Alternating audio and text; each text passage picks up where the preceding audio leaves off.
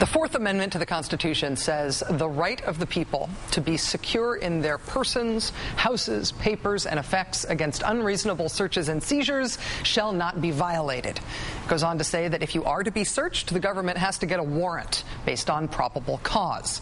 And it has to be specific, quote, particularly describing the place to be searched and the persons or things to be seized. That's one of my favorites. Who doesn't love the Fourth Amendment? Well, actually today we have some more detail on that. When the Congress last year decided inexplicably to give the Bush administration legal power to do much of the warrantless searching that they had done illegally anyway, one of the minor comforts in that legislation, that FISA reauthorization, for those who mourned the Fourth Amendment, was the fact that the legislation required the inspectors general of the Pentagon, the Department of Justice, the CIA, the NSA, and the Office of the Director of National Intelligence to comprehensively review what the Bush administration did in terms of warrantless wiretapping. That report is in. Today, the public at large got access to the unclassified version of it, and it's sort of a doozy. First, the first legal opinion that tried to pseudo-legally justify the program wasn't issued until weeks after the program started. Second, that legal opinion was issued by the very famous torture memo guy, John Yoo, who appears to have been handpicked to write the legal justification for that program, even as his boss and everyone else in his department was kept in the dark entirely. Third, Attorney General John Ashcroft appears to have signed off on the program for 2.5 years without actually understanding what he was signing off on. The bottom line, we're talking about a very small number of people involved in instituting what appears to be an illegal program without even the barest minimum attempt to make it seem legal. And that small number of people involved includes the president directly, George W. Bush, and the vice president, Richard Cheney.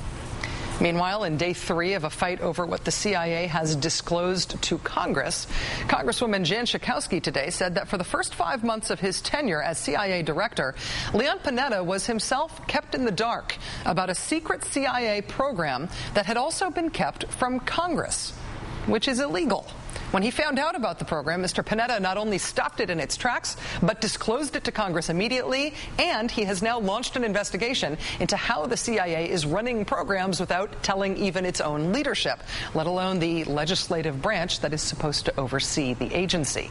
Joining us now is Congresswoman Jan Schakowsky of Illinois. She chairs the House Intelligence Subcommittee on Oversight and Investigations. Representative Schakowsky, thank you very much for joining us tonight. Thank you, Rachel. CIA Director Leon Panetta has launched an internal probe now at the CIA to determine why Congress wasn't told about this mysterious program that I understand we can't know about in terms of the details because it's classified. You've called for an Intelligence Committee investigation. What do you think it will take to actually get to the bottom of this? Well, my hope is that on the Intelligence Committee that we're going to take this very seriously. There's really 2 issues involved. One is the underlying substance of the program that we weren't read into, that Congress was not informed about. But the other is the very serious breach of the, I think, breaking the law of the National Security Act of 1947, where they did not tell the Congress. It's very clear that for programs like this, it is the obligation of the intelligence community to inform the United States Congress. So that program started right after 9/11 in 2001, and it was not until June that they told the director of the CIA. That was the first he heard of it, as you said, and the very next, that day he stopped the program, and the next day he came down to tell us about it. Those are the 2 things I think we need to look at. Do you think that elements of the CIA, or even of the intelligence community more broadly, are deliberately operating outside the chain of command now, that they're deliberately keeping their actions secret? Or do you think that things like this, which you're documenting, which you're saying would be a violation of the National Security Act, do you think that these are oversights, they're inadvertent mistakes? Absolutely not. This we know that there was a decision that was made not to tell the Congress, and so that's one of the things that we have to look into very carefully. Why that decision was made, who made the decision not to inform the Congress. This was no mistake. They did not want us to know about this. Do you know who made the decision? We're going to I can't talk about the names that were involved, but I think our investigation needs to determine exactly what conversations were had, and who signed off on those decisions. Okay.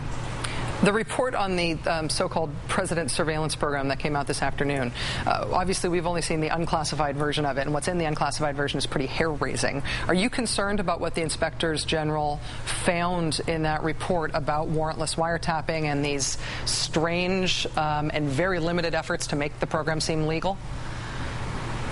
Well, what I'm interested in is that it extends beyond the terrorist surveillance program, the TSP, which we did find out about, mostly first through the newspaper, but that there's a presidential surveillance program that goes beyond that, that there are, what I'm looking at the report, other intelligence activities that John Yoo wrote the memo about. You know, they found their guy again, the guy who will say that, well, the president can't be stopped, it's his constitutional right in order to defend the country, he could basically do anything.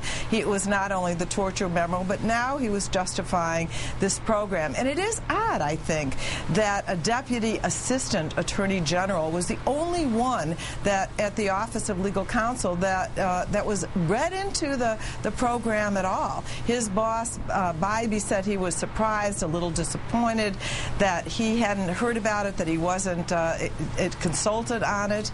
And so they obviously, I think, knew that this is the guy that would justify everything. Now, later on, of course, when a closer look was taken, his legal opinion and the contortions that he went to were viewed as inadequate to really justify the continuance of that program. But I'm curious, I haven't seen the classified version yet. What are those other intelligence activities that constitute the president's surveillance program? Also, of course, I'd love to find out what John Yoo has to say about this. He, of course, refused to talk to the inspectors general for this report, as did David Addington, as did George Tenet, as did John Ashcroft. It seems like there's a lot more to know, Congresswoman. That's right. There were 200 people who were surveyed, but those important players actually would not participate. Democratic Congresswoman Jan Schakowsky of Illinois, thank you very much for your time tonight, and good luck with your continued investigations. Thank you, Rachel.